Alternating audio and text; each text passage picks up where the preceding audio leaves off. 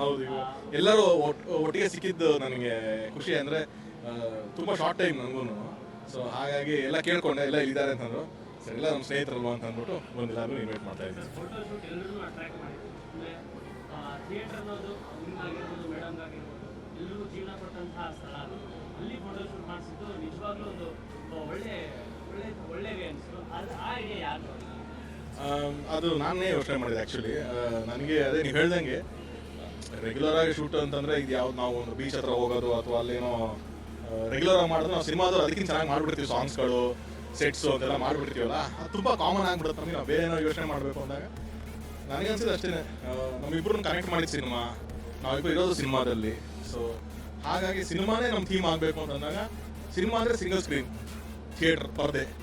So ಹಾಗಾಗಿ ಅದನ್ನು ಒಂದು ಯೋಚನೆ ಮಾಡಿದ್ವಿ. ಆ್ಯಂಡ್ ಅದನ್ನು ನವರಂಗ್ ಥಿಯೇಟ್ರನ್ನ ಶೂಟ್ ಮಾಡಿದ್ವಿ. ನಾನು ಚಿಕ್ಕ ವಯಸ್ಸಿನೂ ಸಿನಿಮಾಗಳನ್ನ ನೋಡಿ ಬೆಳೆದಂಥ ಒಂದು ಥಿಯೇಟ್ರ್ ಅದು ನನಗೆ, ಒಂದು ಎಮೋಷನ್ನು. ಸೊ ಹಾಗಾಗಿ ಅಲ್ಲಿ ಮಾಡಿದ್ವಿ ಅಷ್ಟೇ. ಚೆನ್ನಾಗಿ ನಡೀತಿದೆ ಬ್ರದರ್, 100% ಚೆನ್ನಾಗಿ ನಡೀತಿದೆ. ಆದಷ್ಟು ಬೇಗ ಒಂದು ಪ್ರೆಸ್ ಮೀಟ್ ಒಂದು ಮಾಡ್ತೀನಿ, ಎಲ್ಲರಿಗೂ ಒಂದಷ್ಟು ಹಂಚ್ಕೋತೀನಿ ನಾನು. ಸೊ ಸದ್ಯಕ್ಕೆ ನಡೀತಿದೆ, ಚೆನ್ನಾಗಿ ನಡೀತದೆ. ಇನ್ನೊಂದು ಪ್ರಶ್ನೆ, ದರ್ಶನ್ ಸರ್ ಮೀಟ್ ಆಗಿದ್ವಿ, ಅವತ್ತು ಬಂದು ಒಂದು ಪ್ರೆಸ್ ಮೀಟ್ ಮಾಡಿದ್ವಿ. ಮತ್ತೆ ಇನ್ವಿಟೇಷನ್ ಕೊಡೋಕೆ ಏನಾದರೂ ಹೋಗೋ ಸಾಧ್ಯತೆ ಇದೆ? ಅಲ್ಲಿ ಕೊಡೋ ಥರದ್ದು ಆಗಲ್ಲ ಬ್ರದರ್ ಅಲ್ಲಿ. ಬಟ್ ಮನೇಲಿ ಕೊಟ್ಟಿದ್ದೀನಿ ನಾನು. ಅಲ್ಲಿ ಬಾಬಿ ಕೊಟ್ಬಿಟ್ಟೆ ಬಂದಿರೋದು ನಾನು. ಫಸ್ಟ್ ಕಾರ್ಡ್ ಅಲ್ಲಿಂದಲೇ ಶುರು ಮಾಡಿದೆ. ಸೊ ಹಾಗಾಗಿ ಅಲ್ಲಿ ತಲುಪಿಸಿದ್ದೀನಿ ನಾನು. Thank you.